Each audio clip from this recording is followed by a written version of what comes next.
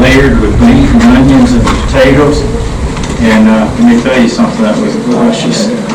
Yeah, we have to do research on it. They force us to do that. Yeah. They also forced a pumpkin. Forced pumpkins or forced squash, things like that were done. You make a dressing and hollow out your, in this case, pumpkin, stuff it over the dressing. Maybe do some damage off of the second rank. Ma'am, you're no longer with us either. I do apologize. And well, what's left of these two troops as well? Up front, over there, and everywhere. Happy Halloween. Alright, so what's going to happen here is, well, you folks off to the side. You didn't necessarily get hit by any of these, but you just saw what happened to those two guys in the middle of your section. How do you feel about all this? Think you're going to stick around much longer? Well, good, because, well, just because I fired one shot, that doesn't mean we're done. We're going to continue firing that gun at about 1,000 yards away until we poke enough holes through your battle lines to get you to run off the field, and that's exactly how we're going to assist the infantry in winning this battle. Now, I said that, of course, if you run. Let me ask you something. If you truly were British soldiers, you would be a part of some of the most well-trained army in the world right now. So, are you good troops, yes or no? Okay, some of you are. I don't know about the rest of you. Some of you have already run away. That's fine. Alright, so, but let's say you were good troops. What are you supposed to do when I poke holes through those lines? Fill them back in, because, well, your goal here is to do the same thing we're trying to do to you folks. What are you trying to do to us? Intimidate us, push us off the battlefield. The only way for you to do that is to fill up those holes in your ranks and continue progressing forward toward that gun over there. Because the closer you get to that weapon, well, what could you eventually do to us working that weapon?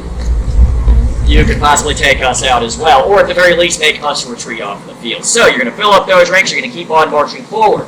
Now, let's say you get about maybe 300, 400 yards away from this weapon. There's a reason I specify that number. Because about 300, 400 yards away, well, this 6-pound shot at that distance, I'm still only going to be taking out only 2 or 3 of you. And you're still getting closer and closer to this gun. So, does anybody see a problem with that?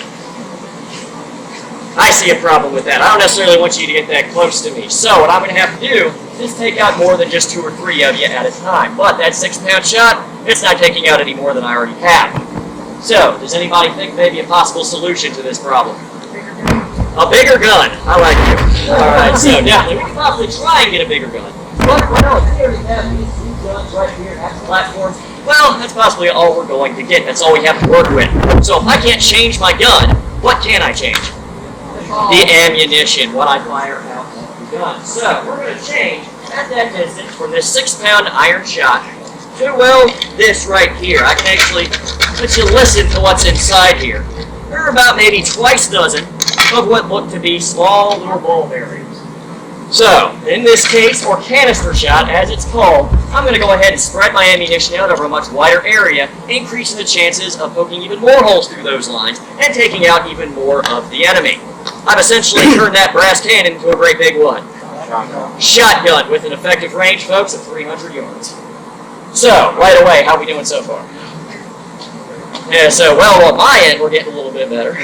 Okay, but here's the thing. If I've already had the enemy get close enough for me to go ahead and use this canister shot, is our day really going that good? Yeah, probably not, because as I've already said, you are good soldiers, so you're going to still continue advancing forward towards this weapon. Let's say you get between 80 and 100 yards away from this gun. What can you now do? You can now go ahead and start firing back on this crew. And, well, we don't necessarily want that, so we have 2 options here. We can either stand right, or we can run. Common sense says, what are we doing? Run! I'm going to go ahead and run. But there's a big problem here. A 1,400-pound problem here. Right, okay, if we run away from this gun and leave it intact on the field, what are you as good British troops going to do to that weapon? They're going to turn around and fire at me while I'm on the way. And I don't necessarily want that. So we do have a potential solution to this problem. Located all the way at the base of that gun, there is something called the vent hole or the touch hole of the weapon. That's where you build a fuse for the cannon so you can actually light it off at a later time. What we're going to do is we're going to do something called spiking the gun. Have we ever heard this term? Now, when I say spiking the gun, I don't mean I'm going to put it up and out. That's not what that means. Right, okay, I'm going to take this. It looks like a nail. Then I'm going to go ahead and jam this all the way through the vent hole of the weapon. I'm going to have one of the crew members here. Then that spike on the inside of the gun barrel, essentially making that weapon a giant lawn ornament. Or at least for the time being. Okay, because is it possible for anybody to drill that spike out?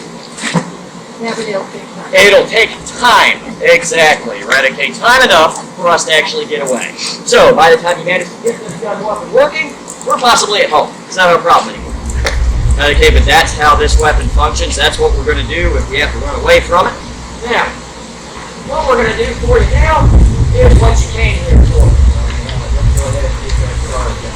Alright, so, we're going to go ahead and fire this gun for you, but a few things to note before we get it started. You brought your hearing protection with you, right?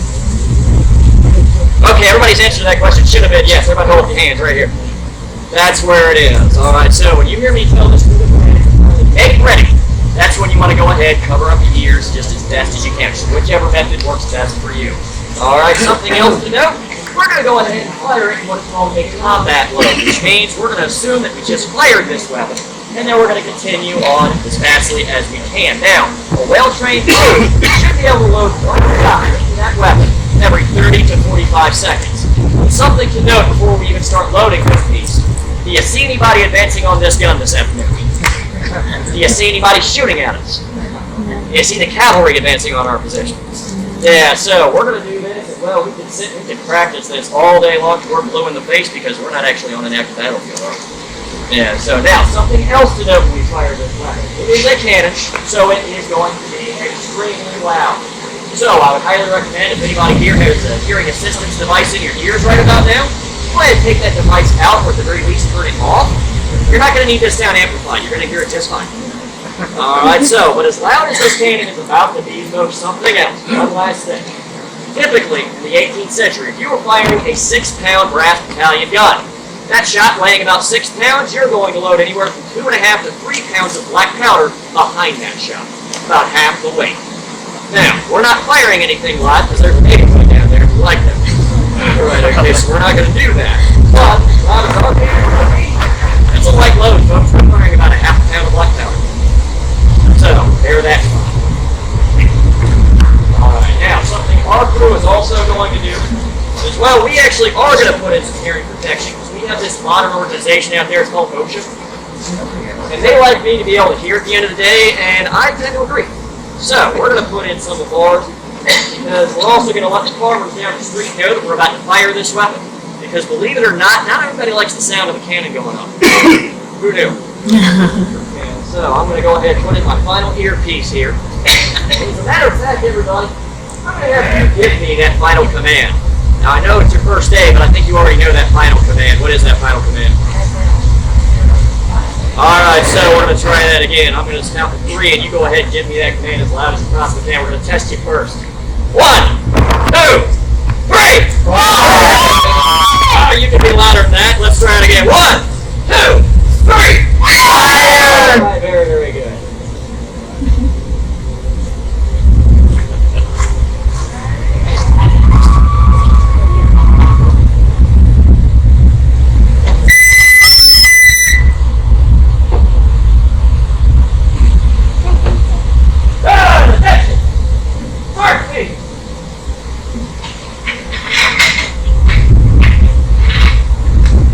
Whoa!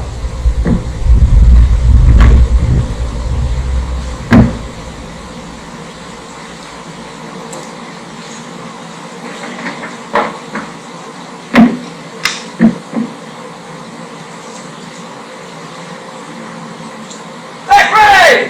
What's that last command? What? Fire!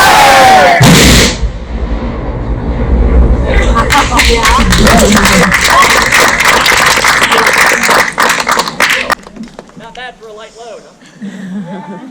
Yeah, now folks, we're going to come through against any old debris that might be inside the barrel. I'm going to let this rope lie down. Come on up, ask me any follow-up questions you may have, take some pictures with the gun, get right up to it. Once it's clear, it's safe. Or if you've decided that's too loud for the day, the farm is much quieter.